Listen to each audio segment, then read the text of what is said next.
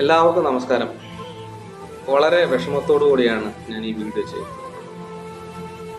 കുറച്ച് കുഞ്ഞു സ്വപ്നങ്ങൾ മനസ്സിൽ കൊണ്ടിട്ടാണ് ഓരോ മനുഷ്യനും പ്രവാസികളാവുന്നത്.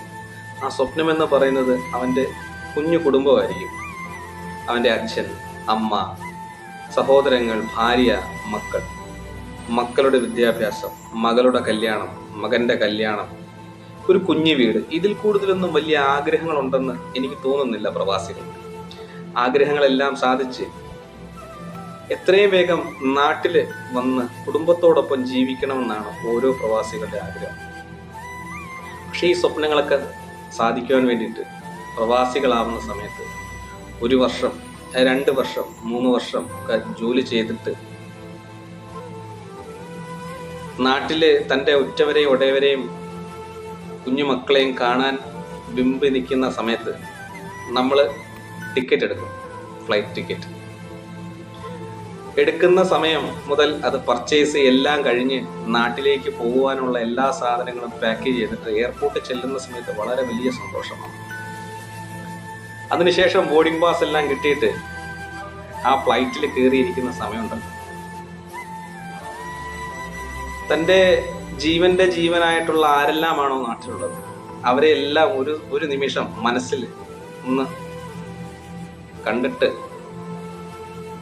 ഈശ്വര എന്ന് വിളിച്ചിട്ടാണ് നമ്മൾ ആ ഫ്ലൈറ്റിൽ കയറിയിരുന്നത്. ഇപ്പോൾ യൂറോപ്പിൽ നിന്ന് വരുന്നവർക്കാണ് 9-10 മണിക്കൂർ, GCC നിന്ന് വരുന്നവർക്കാണെങ്കിൽ 3, 3.5, 4 മണിക്കൂർ. അവർ 4-4.5 മണിക്കൂറുണ്ട്. അത് പറഞ്ഞാൽ മനസ്സിലാവത്തില്ല. അത് അനുഭവിച്ചവർക്ക് അതിൻ്റെ ആ ഒരു വിഷമം മനസ്സിലാവും. അത് ചെന്ന് സേഫ് ലാൻഡിങ് ആയി തൻ്റെ ഉറ്റവരെയും ഉടയവരെയും മക്കളെ എല്ലാവരെയും കാണുമ്പോൾ സന്തോഷമുണ്ട്.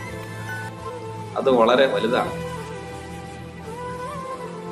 അങ്ങനെയുള്ള വളരെ വിഷമം നിറഞ്ഞ ഒരു കാലഘട്ടമാണ് ഈ പ്രവാസം എന്ന് പറയുന്ന കാലഘട്ടം.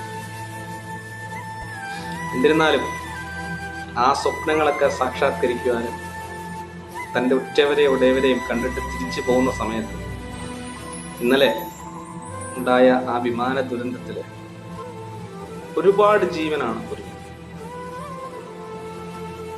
അപ്പം അങ്ങനെയൊക്കെ ചിന്തിക്കുന്ന സമയത്ത് നമുക്ക് ഒരുപാട് വിഷമങ്ങളാണ് ഉണ്ടാവുന്നത്.